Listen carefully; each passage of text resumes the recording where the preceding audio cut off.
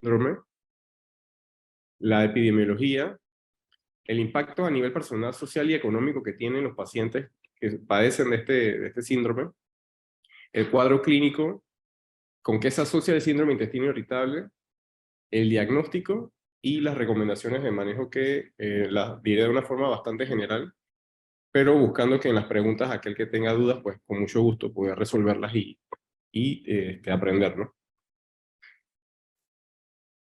Entonces se sabe que el síndrome de intestino irritable es uno de los trastornos más comunes del eje intestino-cerebro.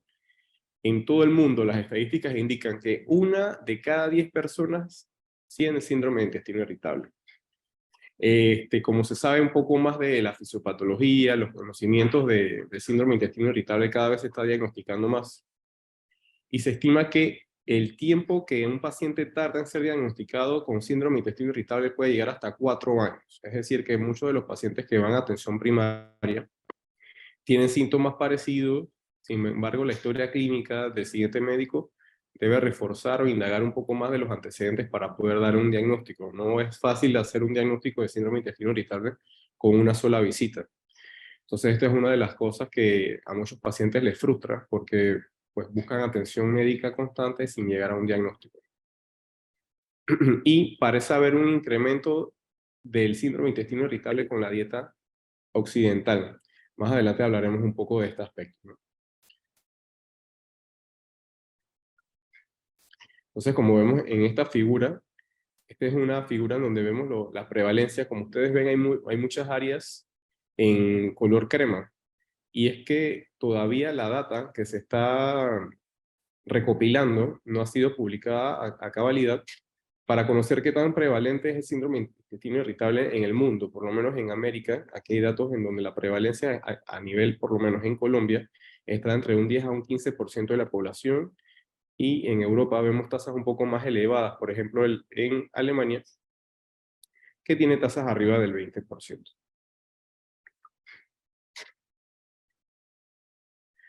Entonces, para poder saber si un paciente tiene síndrome de intestino irritable, hay que tener criterios diagnósticos, ¿no? Los criterios de Roma 4 son los criterios que están establecidos ahorita para poder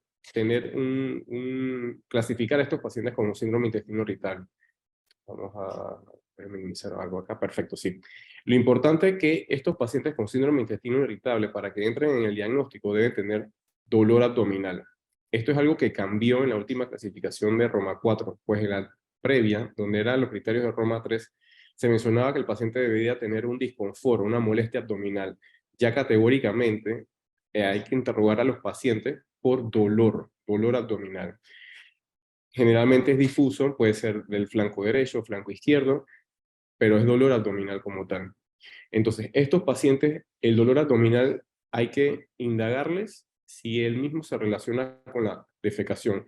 En algunos pacientes, la gran mayoría indica que una vez que evacúa, el dolor abdominal mejora, pero esto no quiere decir que si el dolor empeora, no tenga síndrome de intestino irritable. También si el dolor empeora con las evacuaciones, también este paciente todavía está dentro de los criterios de Roma 4. Asociado a cambios en la frecuencia de las evacuaciones. Los pacientes oscilan mucho en la práctica diaria cuando interrogamos sobre cuántas veces en un día o cuántas veces en la semana evacúa el paciente. Y eso puede variar. Hay personas que pueden evacuar desde 3 veces al día, inclusive hasta 3 veces a la semana, y todavía es considerado un rango normal. Entonces es importante esas variaciones, ¿no? Y también indagar sobre las formas de las heces, y de esto hablaré un poquito más adelante presentando unas cartillas que es importante tener en el consultorio para los médicos que nos están escuchando en esta noche, pues la parte visual ayuda mucho en el diagnóstico. Importante que estos síntomas estén presentes en los últimos 3 meses que el paciente ha llegado con nosotros. Se me estaba pasando. Importante, el dolor abdominal debe presentarse al menos una vez a la semana. ¿Okay? Una vez a la semana es la frecuencia. Entonces, el dolor debe estar presente en los últimos 3 meses, sin embargo, también la aparición debe ser hasta 6 meses antes de la entrevista que uno tiene con ese paciente. Estos son los criterios actuales de Roma 4. Lo que ha cambiado es que en vez de disconfort abdominal, ya se habla de dolor como tal, dolor abdominal. Entonces, como mencionaba, cerca de 1 de cada 10 personas en el mundo padece de síndrome de intestino irritable. Es más frecuente en mujeres. La data, pues, lo que ha recopilado es que generalmente la mujer es la que más acude al médico por este malestar y tiende a aparecer a edades tempranas, antes de los 50 años, sobre todo población joven. Entonces, aquí vamos a ver que el síndrome de intestino irritable tiene muchos impactos en la parte individual, en la familiar, en la sociedad y también en la investigación. Se ha visto que el síndrome de intestino irritable es una causa muy frecuente de ausentismo laboral. En algunas publicaciones se ha dicho que puede llegar a ser tan frecuente el ausentismo como una condición, ya sea asma o migraña, y eso es bien interesante, y eso acarrea gastos en el sistema laboral, ¿no? También, por supuesto, un paciente que se ausenta por síndrome de intestino irritable tendrá un impacto en su economía, pues deja de percibir dinero. A nivel social, pues tiene costos bastante grandes. Hay publicaciones en donde, por ejemplo, en China, cerca del año 2015-2016, el costo de los pacientes que le acarreó al Estado o al sistema de salud por síndrome de intestino irritable, claro, China es una población bastante grande, llegaban casi a los 2 billones de dólares. Es un número bastante importante. También que todavía hacen falta mucho más estudios en cuanto a la fisiopatología. Vamos a hablar un poquito acerca de esto, porque sea el síndrome de intestino irritable. Todavía hay mucho por conocer acerca del síndrome, no se entienden todavía muchas cosas a cabalidad. Y como son estudios que hay que invertir bastante dinero en cuanto a la investigación, muchas veces no son estudios asequibles de una forma fácil, ¿no? Entonces eso también perpetúa un poco que todavía ciertos mecanismos de la enfermedad no se conozcan todavía, pero sí hay hasta la fecha bastante investigación interesante al respecto, ¿no? Entonces, ¿qué explica la aparición del síndrome de intestino irritable? Pues bien, vamos a abordar cada ítem de estos de una forma bastante amena. Si hay estudios genéticos, perdón, que se han hecho en pacientes, en gemelos monocigóticos, que han documentado síndrome de intestino irritable en ambos. Sin embargo, hay otros estudios que indican que los gemelos no siempre tienen esta asociación, ¿no? En cuanto también hay estudios genéticos que han abordado un poco ciertas mutaciones en algunos transportadores de serotonina a nivel del sistema digestivo. Mutaciones en el cromosoma 9 también se han visto documentadas en algunos estudios, y se ha podido relacionar el síndrome de intestino irritable y ciertas mutaciones en el cromosoma 9 con algunos pacientes que tienen problemas de disautonomía y síndrome de intestino irritable, ¿no? La disautonomía más que todo se relaciona con aquellos pacientes que tienen alteraciones en la sensibilidad al dolor, cambios frecuentes en la presión arterial, frecuencia cardíaca, dolor abdominal, vómito cíclico, que es una fisiopatología bastante compleja, y sí se ha podido ver alguna relación de algunos pacientes con mutaciones de cromosoma 9 que tienen síndrome de intestino irritable y disautonomía. También abordando un poco las infecciones gastrointestinales, esto es muy frecuente, sobre todo en los que atendemos a los pacientes en nuestro consultorio. Es importante indagar un poco sobre las infecciones que el paciente ha tenido. Y yo he tenido pacientes que indican muy explícitamente, con una exactitud, que mencionan: doctor, hace meses yo me recuerdo que tuve una infección gastrointestinal, tuve un cuadro de diarrea, vómito, fiebre, y a partir de allí no ha sido igual después de ese evento. Eso muy frecuentemente se ve en pacientes que tienen síndrome de intestino irritable postinfeccioso, y eso se ha descrito. Entonces hay que prestar atención un poco si esto fue un detonante. Claro, cada vez que hay una infección en el sistema digestivo hay una alteración de toda la microbiota. Hay un microorganismo invasor, y eso altera todos los mecanismos inmunológicos de defensa, las concentraciones de los, eh, de los organismos que habitualmente crecen de una forma pues sana en el intestino, y viene un invasor y distorsiona todo ese equilibrio. Pues eso también está dentro del diagnóstico de un síndrome de intestino irritable postinfeccioso, con la diferencia que en este caso ya uno debe indagar sobre la infección previa, igual siguiendo los criterios de Roma 4. El síntoma de dolor debe ser por los 3 últimos meses, y el episodio debe haber comenzado 6 meses antes, ¿no? Se ha visto también que las infecciones gastrointestinales, el síndrome de intestino irritable postinfeccioso es más frecuente cuando hay infecciones parasitarias, hasta un 40%, versus las infecciones cuando son de tipo bacteriano, en un 13 a un 15% aproximadamente, ¿no? En cuanto a la dieta, sí es bien estudiado en la dieta la relación que hay entre todo lo que nosotros ingerimos y su interacción con los microorganismos que tenemos en nuestra flora intestinal. Hay muchos datos que apoyan que la occidentalización de la dieta ha hecho que esto se dispare mucho. Estamos bombardeados actualmente con mucha comida ultraprocesada, procesada, y esto ha creado una gran afección a nivel digestivo de todos nuestros pacientes.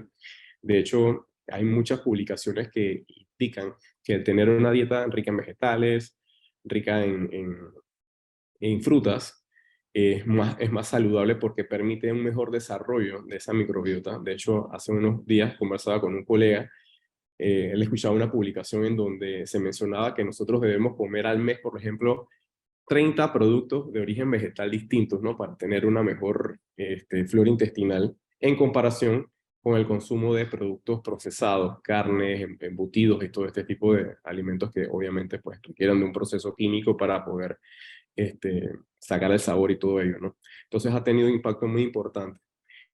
En la dieta, en el abordaje diagnóstico, sí se ha visto que los pacientes, voy a hablar de esto un poco más adelante, que son intolerantes a los ciertos monosacáridos, disacáridos y algunos aceites, tienen afección al ingerirlos, ¿no? Voy a hablar de una diapositiva casi al final de esta presentación. Sí se ha visto un impacto en la mejoría de los síntomas, no en todos, y esto tiene mucho que ver con el productos naturales, ¿no? He hablado un poco de comida procesada, pues bien, pero también la comida que es, entre comillas, que es natural, ¿no? Que no es tan procesada. Se ha visto que no todas las personas con síndrome de intestino irritable pueden tener una dieta completa de 30 vegetales o 30 frutas, porque realmente habrán algunos que sí tengan una intolerancia. Eso los hablaré un poquito más adelante sin profundizar tanto, ¿no? Para no aburrirlos. Pero es importante. Tampoco se ha visto, es muy frecuentemente la pregunta si los pacientes con síndrome de intestino irritable deben excluir el gluten. Tampoco hay una evidencia muy contundente en la cual uno sustente que todo paciente con síndrome de intestino irritable haya que quitarle el gluten. Sin embargo, habrán algunos pacientes que al retirar el gluten van a tener mejoría de los síntomas y eso pudiese, digamos, negociarse, ¿no? Sabemos que una dieta rica en gluten acarrea un gasto que no es despreciable y eso también hay que contemplarlo en el momento del manejo de los pacientes. En cuanto a la microbioma, también hay mucha investigación en este punto. Sabemos que, o lo que se ha podido analizar, hasta ahora no hay pruebas de microbiota o paneles de microbiota para mandar a todas las personas. Estos son estudios de investigación bien profunda, pero se ha visto que hay una disminución en la variabilidad de los pacientes, de variabilidad de la microbiota de los pacientes con síndrome de intestino irritable. Es decir, que esa diversidad de microbiota pues no la hay tanto en comparación con aquellos pacientes sanos. Entonces esto va a tener mucho que ver con la interacción que uno tenga con la alimentación. Realmente la alimentación, y creo que hacia allá irán muchos estudios más adelante, es saber el impacto que tiene la comida en la flora intestinal de cada uno de nosotros. Y creo que hacia allá irá la investigación, pero como mencionaba, estos estudios requieren de mucho dinero, una inversión muy grande y probablemente no sean estudios que a largo plazo, a corto plazo, perdón, salgan con resultados de forma oportuna. También abordando la comorbilidad psicológica, este es otro punto también muy importante, pues se ha visto una relación de síndrome de intestino irritable con ansiedad y depresión y estrés psicológico. Eso se ha estudiado bastante. Entonces, otra esfera que nosotros en el consultorio debemos preguntarles a nuestros pacientes, pues se ha visto una relación, y hay una relación que es bidireccional. Muchas veces el paciente se ansía o se estresa por el síndrome, pero también hay otros agentes externos psicológicos que también empeoran el síndrome. Entonces esto se convierte en un vínculo bidireccional, a veces caótico, del huevo y la gallina, pero hay que darle tratamiento. Y muchos pacientes con síndrome de intestino irritable, pues en algún momento requerirán algún apoyo psicológico si nosotros detectamos que no están manejando bien sus emociones o algún trasfondo de ansiedad o depresión. Por ahí hay literatura ya académica que en algunos pacientes con síndrome de intestino irritable es importante incluir hasta las historias de cómo fue la gestación, cómo fue el desarrollo de la niñez, si han sido sometidos a algún tipo de abuso, todo eso influye. Entonces, la fisiopatología del síndrome de intestino irritable, como ven, no es sencilla, abarca muchas esferas y no es una consulta tampoco fácil. No es una consulta fácil tanto para el paciente ni como nosotros como médicos, porque tenemos que ir abordando varias cosas en cada ítem, como yo les mencioné, para poder llegar a un diagnóstico. Entonces aquí a mí me gusta mucho esta figura, cuando estuve haciendo la presentación, pues aquí yo podía ver todas las interacciones que hay en lo que explica por qué un paciente tiene síndrome de intestino irritable. Vemos arriba el cerebro, estrés y comorbilidades psicológicas, lo que acabo de presentar, llegan a nuestro cerebro y esto hacia la mano derecha puede provocar un procesamiento del sistema nervioso central alterado y esto afecta al eje intestino-cerebro. También en el cerebro puede haber activación del eje hipotálamo y pituitario, activación del sistema nervioso autónomo. Hay genes, como mencionaba, hacia la izquierda, ¿no?, que pueden explicar cierta hipersensibilidad visceral o alteración en la motilidad intestinal. También se relaciona el síndrome de intestino irritable, algo que no había mencionado, con la inmunología del tubo digestivo, y también afectaría la permeabilidad que hay en el tubo digestivo. Es un concepto interesante. De hecho, también se maneja este concepto de permeabilidad intestinal. Para explicar un poco y hacerlo un poco más sencillo, la permeabilidad intestinal se refiere a los mecanismos de barrera que tiene el intestino para no permitir la entrada libre de microorganismos hacia el torrente sanguíneo o adentro de las paredes del mismo intestino y active una cascada inflamatoria. También se postula esto, sobre todo en pacientes con enfermedades inflamatorias intestinales, enfermedad de Crohn, colitis ulcerativa con un mecanismo de fisiopatología. Pues acá en el síndrome de intestino irritable también eso se maneja, o sea que hay alteraciones en esas estructuras microscópicas que atan una célula con la otra, pues hay como una barrera que está defectuosa y eso permite también una entrada de microorganismos y activa una cascada inflamatoria. También eso se maneja como la explicación de por qué ocurren estos síntomas en los pacientes con intestino irritable.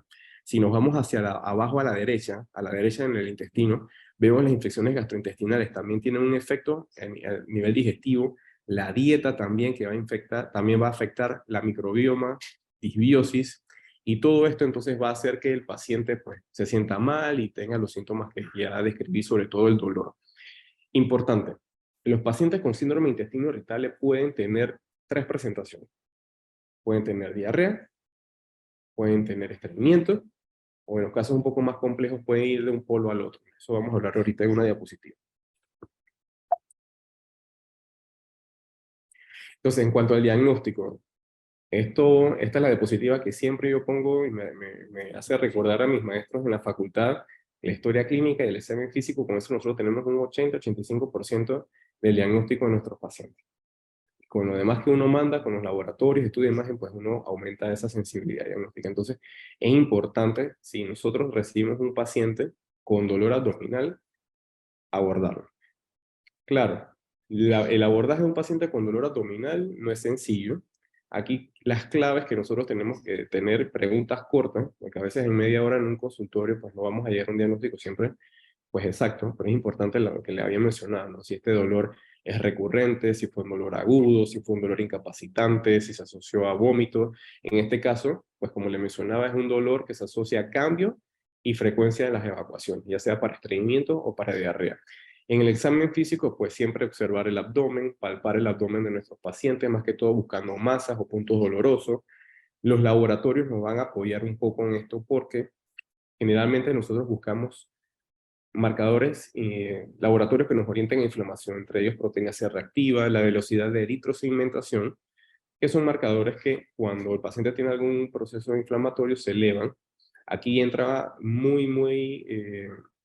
aquí es muy importante lo que nos permite la cuantificación de la calprotectina fecal, porque es un marcador exclusivo de la parte intestinal, y según el valor que una calprotectina fecal cuantitativa, eso es lo que yo recomiendo, porque hay pruebas que son cualitativas, la cualitativa simplemente nos dice positivo o negativo, eso no nos ayuda mucho, pero en un paciente con una calprotectina fecal cuantitativa normal, con dolor abdominal, pues eso nos puede dejar un poco más tranquilos a que se trate de un proceso funcional, que es el síndrome de intestino irritable. Sin embargo, un paciente al que nosotros le mandamos una prueba de calprotectina fecal y está elevada, pues eso ya nos discrimina un poco y nos orienta hacia otras patologías un poco más severas, hacia colitis infecciosa, colitis ulcerativa, enfermedad de Crohn, entre otras cosas.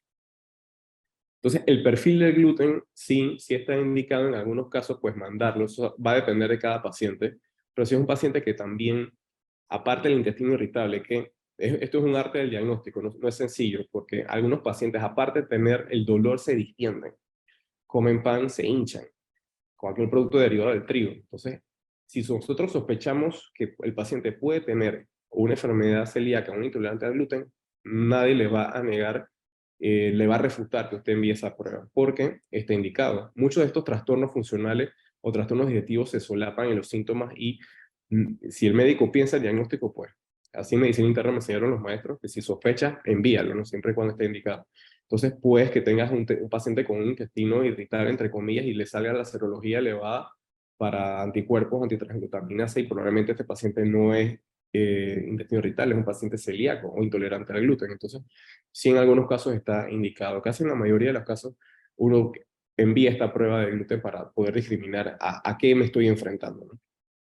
Las pruebas de imagen, ultrasonido, eso va a depender de las características de dolor. Si es un dolor fuerte, agudo, incapacitante, que se asocia a fiebre, esto no parece un intestino irritable, esto puede ser otra cosa.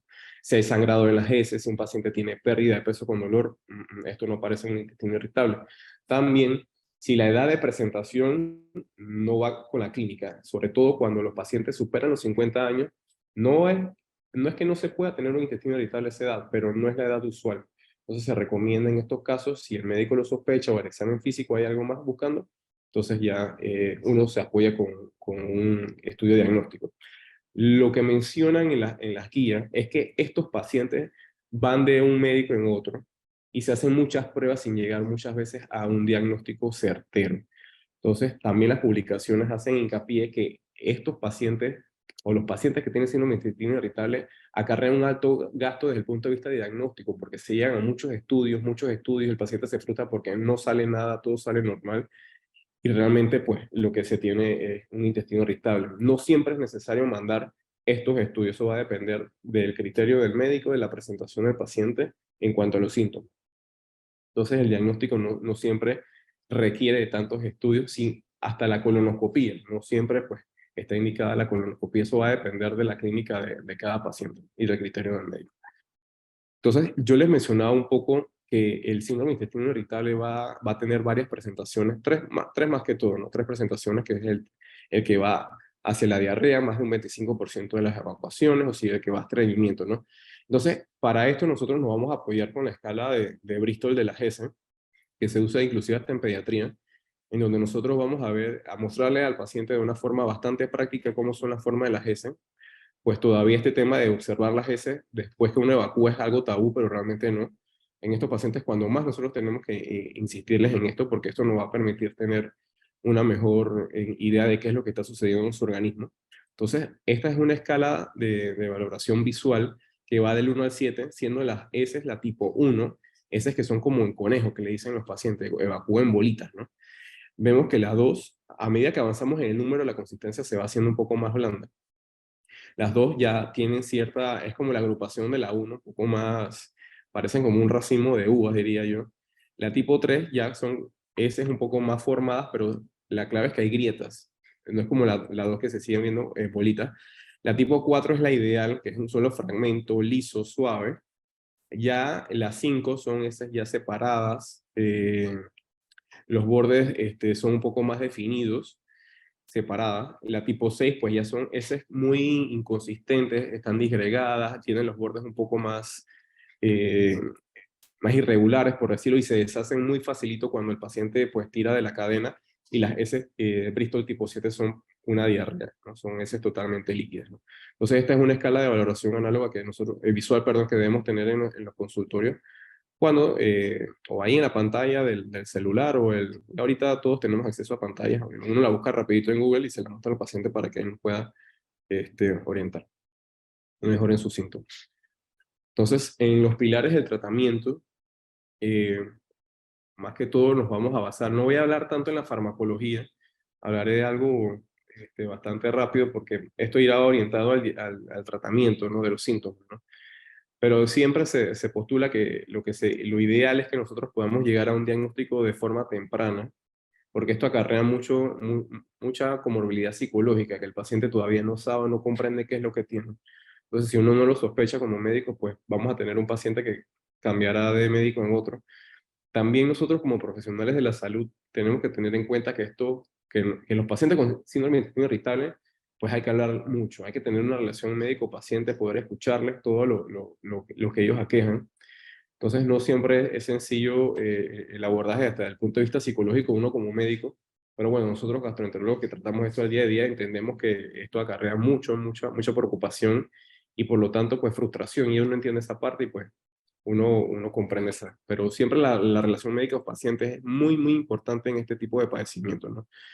Ordenar las pruebas de laboratorio necesarias, realmente no es necesario mandar todo un gabinete de pruebas para poder hacer el diagnóstico. Como mencionaba, eso va a depender mucho del criterio del médico. Recalco, la colonoscopia no siempre es necesaria. Orientar siempre al paciente sobre las expectativas del manejo, qué esperar, ¿no? Entonces aquí uno tiene que abordar las esferas que mencionaba en otras diapositivas. Si conocemos que nuestro paciente pues tiene no está descansando bien, tiene mucho estrés laboral, tiene alguna depresión, pues nosotros también saber que el médico no va solito a tratar a este paciente, requiere de otros profesionales que también hagan su aporte para que el paciente tenga una mejoría.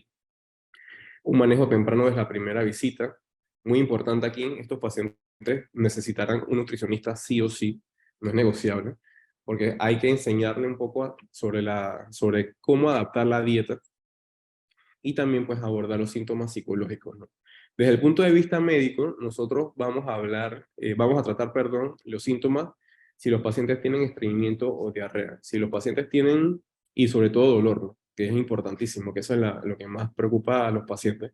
Entonces nosotros nos valdremos de medicaciones para aliviar el dolor, probablemente por un tiempo determinado, no necesariamente estos pacientes, la gran mayoría no es que van a tomar analgésicos para el intestino irritable, forever, ¿no? Por toda la vida, pero en las crisis de dolor pues ameritarán medicamentos que le solucionen, sobre todo indagar la consistencia de las heces, si son medicamentos que van encaminados, si el paciente cursa con estreñimiento, pues prescribirle laxantes o reblandecedores de heces, y si el paciente tiene diarrea, pues uno, de todas formas, como hay diarrea, y uno sospecha alguna etiología, alguna causa infecciosa, pues habrá que hacer estudios pertinentes si se sospecha alguna causa infecciosa, y también entonces medicamentos destinados para la diarrea con síndrome de intestino irritable, ¿no? Que dentro de ello tenemos la rifaximina, que sigue siendo uno de los pilares en el tratamiento del intestino irritable en pacientes con diarrea.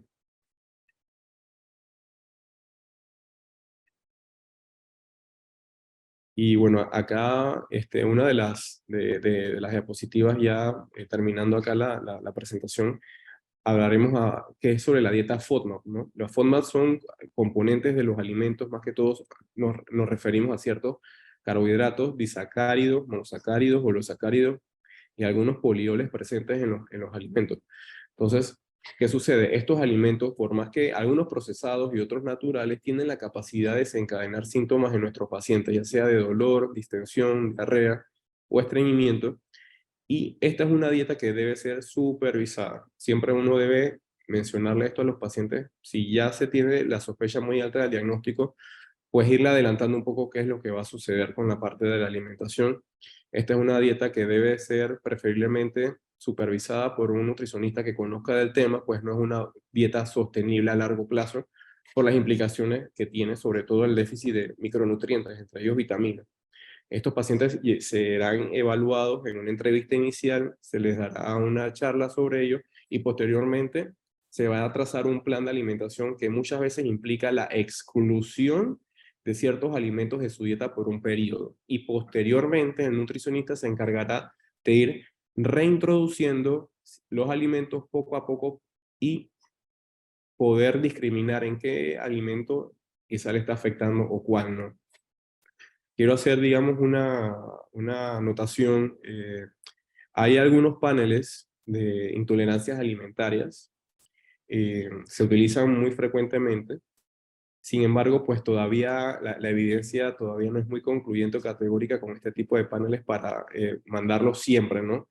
Entonces, son pruebas que no son económicas, acarrean un gasto importante para los pacientes porque hacen una investigación de muchos alérgenos que se encuentran en los alimentos, y a veces la dieta se basa en la exclusión de los alimentos que salieron sensibles los pacientes en ese panel.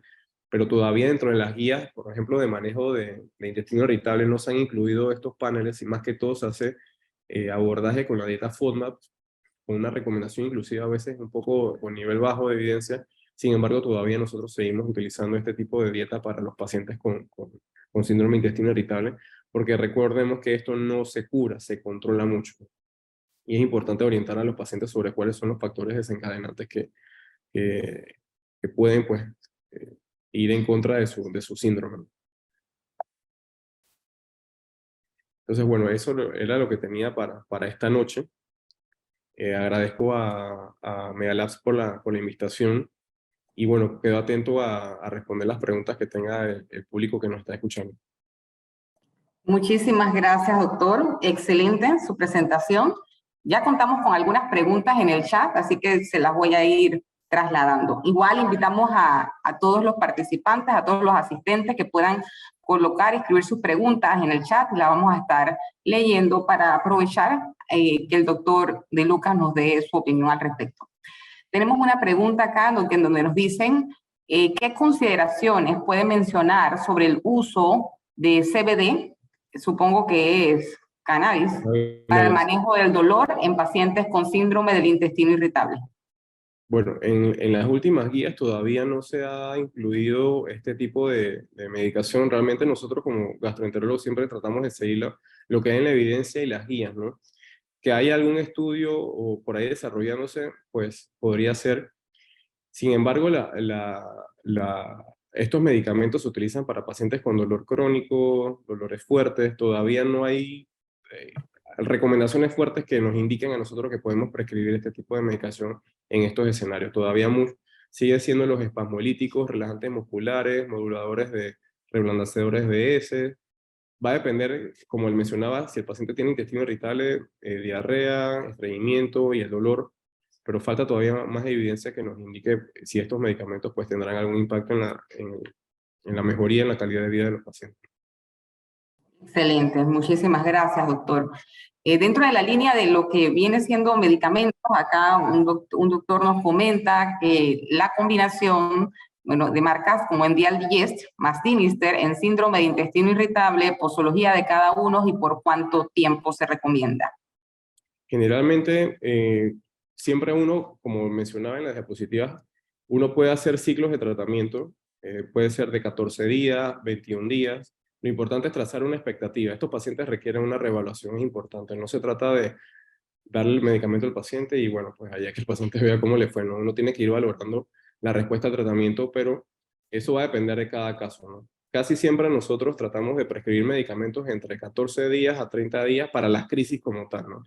Pero también recordemos que la historia clínica es importante, buscar los factores o los triggers que tuviéramos en ese paciente, como que hizo un viaje, bebí agua quizá que no era embotellada, estaba estresado, o sea, buscar eso, siempre estos pacientes hay que tratar de indagar qué fue, ser exacto, desde cuándo, las situaciones alrededor, si durmió bien, si no durmió bien, si discutió, si no discutió, si comió algo, si viajó. Es importante saber qué fue, tratar de buscar hasta lo posible, porque casi siempre uno encuentra algo que desbalanceó la calidad de vida del paciente. Perfecto, doctor. Entonces, en esa línea, la recomendación también es indagar mucho, ¿verdad? Hacer todas las consultas para estudiar cada caso a nivel individual y así mismo determinar con qué terapia se puede hacer el abordaje. Otra consulta es, ¿qué tiempo dura el síndrome de intestino irritable y si se cura? No, realmente esta es una condición la pregunta es muy buena. Es una condición que acompaña al paciente por mucho tiempo, probablemente por vida. No hay una cura todavía. Pues como mencionaba, hay muchos factores que están en desarrollo y se sabe todavía muchas cosas, pero todavía queda demasiado por investigar. Y creo que en la medida que las investigaciones vayan desarrollándose, sabremos más al respecto. Yo considero, esta es ya mi opinión, que aquí la microbiota intestinal juega un papel muy importante. Sería bueno que algún día nosotros contásemos con pruebas de paneles de microbiota accesibles, saber cómo es el mapeo de la variabilidad de microbiota que cada uno de nosotros tenemos y saber, porque eso ya se ha estudiado. No es el caso, el ejemplo que voy a mencionar, pero sí en pacientes con hígado graso. Ha habido estudios en ratas y también en algunos humanos también, en donde se comparan las microbiotas de pacientes obesos y pacientes delgados. E inclusive se han hecho experimentos también en ratas en donde transportan o extraen la microbiota o las heces de una rata obesa a una rata que está delgada, y solamente con ese cambio de microbiota las ratas delgadas van aumentando de peso. O sea, pienso que hacia allá va esto. Tenemos que todavía investigar mucho más y habrá mucha información en los siguientes años para saber qué es lo que sucede, pero realmente todavía no tenemos una cura de síndrome de intestino irritable, y eso es importante reforzárselo al paciente. Tampoco es que vas a vivir con intestino irritable y te vas a sentir mal los 365 días del año. Hay que esto hablarlo en un momento, pero eh, hacerle saber eso, ¿no? Al paciente, que todo va a depender de otras variables que muchas veces el médico no va a controlar, pues su estilo de vida, su actividad física, su alimentación, muchas cosas, pero no, todavía no hay una cura. Perfecto, por supuesto, doctor. Y definitivamente como esto afecta la calidad de vida del paciente, y muchas veces se van por distintas rutas hasta lograr encontrar cuál es el camino para poder abordarlo, la siguiente consulta va en esa línea. Si ustedes como médicos, gastroenterólogos, consideran que este tipo de pacientes en algún momento dado necesitan apoyo en lo que es salud mental. Bastante, bastante. Eso es muy frecuente, eso es muy frecuente. Creo que hay que o sea, quitarle el estigma, pues, del paciente que amerita una evaluación psicológica o psiquiátrica. La salud mental es tan importante como la salud física, y eso es algo que nosotros tenemos que reforzarle a nuestros pacientes. No puede haber una salud física si realmente nosotros vemos que nuestro paciente pues tiene factores gatillantes emocionales. Entonces, este manejo del paciente con síndrome de intestino irritable es multidisciplinario. O sea, nosotros solitos no podemos muchas veces manejar un paciente. De hecho, ya la primera visita, si sospechamos un intestino irritable en el paciente, ya merita una evaluación por nutrición. Esa es la primera, ese es como un matrimonio. Y posteriormente, si nosotros, digo, no en todos, no habrán pacientes que son tranquilos, no tienen ningún factor gatillante, pero en aquel que nosotros sospechamos, como ya lo mencionaba, datos de estrés psicológico, inclusive bullying, abuso, pues hay que derivarlo, hay que derivarlo. Y es tan importante como la intervención que nosotros hacemos en el consultorio. Por supuesto. Doctor, y en esa línea, considerando que usted ha sido bien claro de que el abordaje es multidisciplinario para tener mayor garantía de éxito en el tratamiento, en lo que respecta a alimentación, ¿hay algunos alimentos que ya ustedes tienen identificados como alimentos que gatillan los cuadros o las crisis más importantes que tenga el paciente? O por el contrario, algunos que se asocian con mejoría importante de lo que viene siendo la evolución natural de la enfermedad. Sí, yo creo que en Google uno busca y uno encuentra, ¿no? Hay de todo, ¿no? Pero definitivamente que la comida procesada pues no es la mejor, no es la mejor. Los alimentos ricos en grasa también gatillan muchas veces algunos síntomas: picante, alcohol, algunos con el chocolate, y realmente pues eso va a depender de paciente en paciente.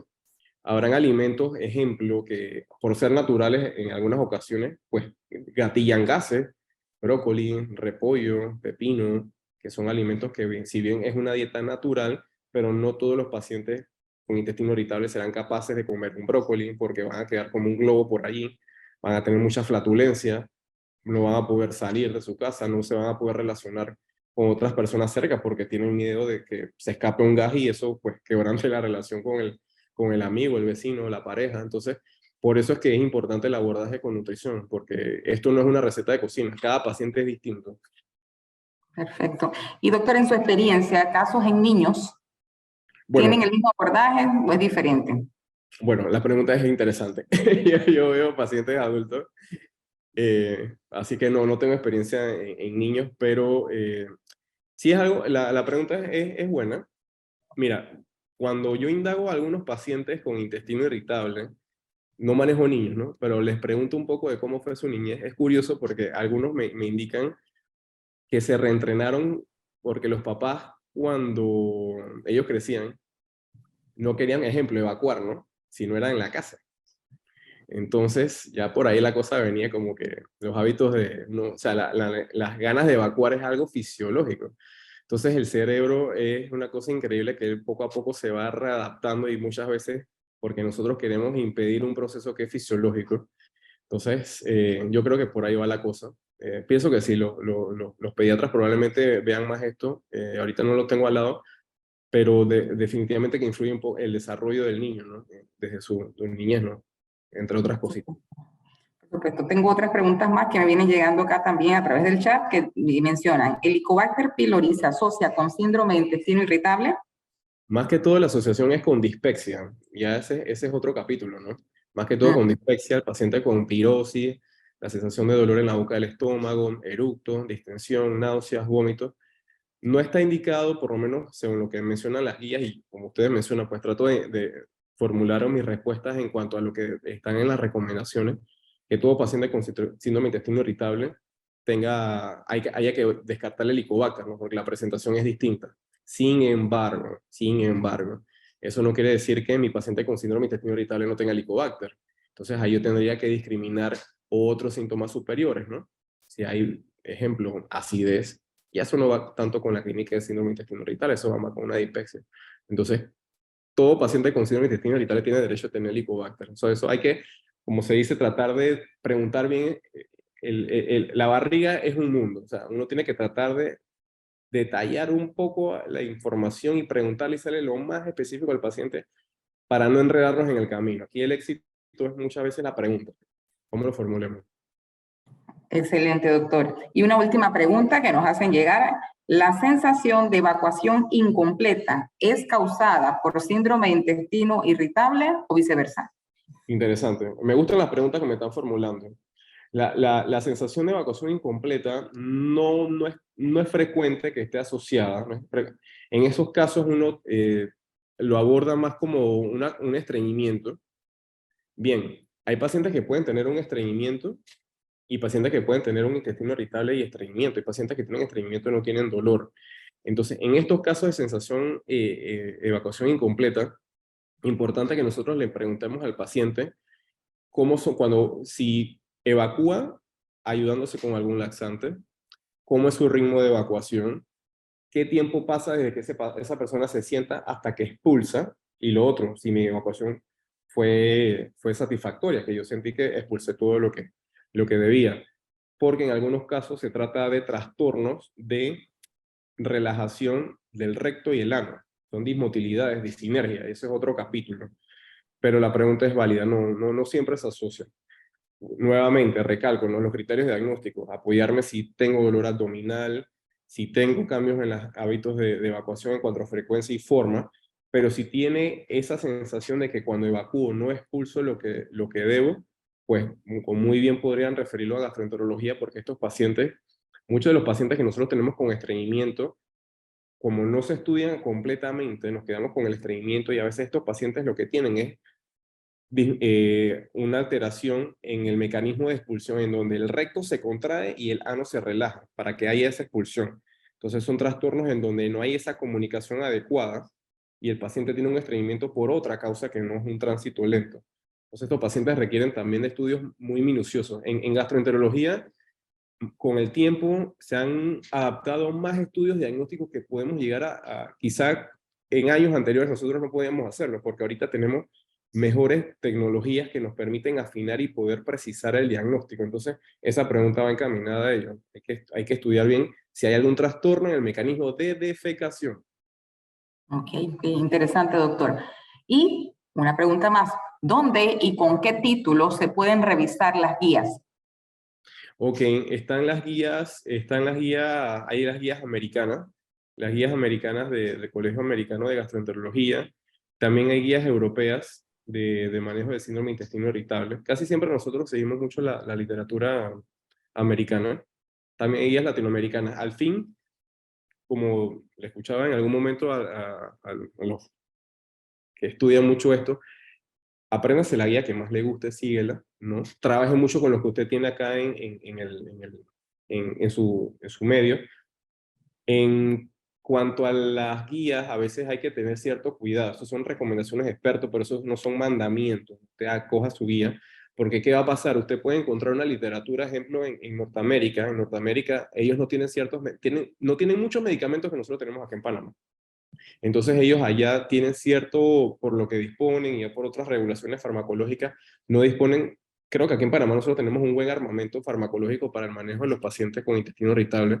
Entonces, no limite tampoco la acción por un conocimiento que viene de otra parte, ¿no? O sea, esto al final, pues, va a depender mucho de quién lo hace. También existen las guías españolas, pero mi consejo es ese, ¿no? Que revise un poco de todo lo que hay, no se queden con una sola guía, comparen y trate de adaptarla, que es lo que nosotros estamos haciendo en Panamá, ¿no? Excelente, doctor. Bueno, aparentemente no hay ninguna pregunta adicional. Yo creo que la verdad es que su presentación ha sido excelente, muy, muy completa, ha abordado todos los puntos que han sido de muchísimo interés y un poco más.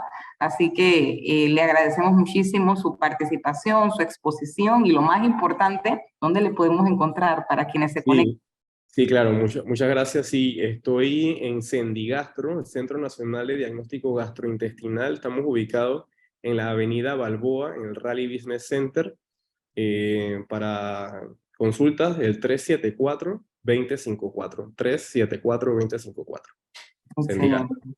Sendigastro, excelente, doctor. Vamos a pasar acá el teléfono de todas maneras en el chat. ¿Me lo repite, por favor? Sí, el 374 Ajá. 2054. 374-2054. Y para consultas, Doctor Juan de Luz. si tienen pacientes, ejemplo, que están sospechando trastornos de defecación, pues nosotros contamos con el equipo para poder llegar a esos diagnósticos también.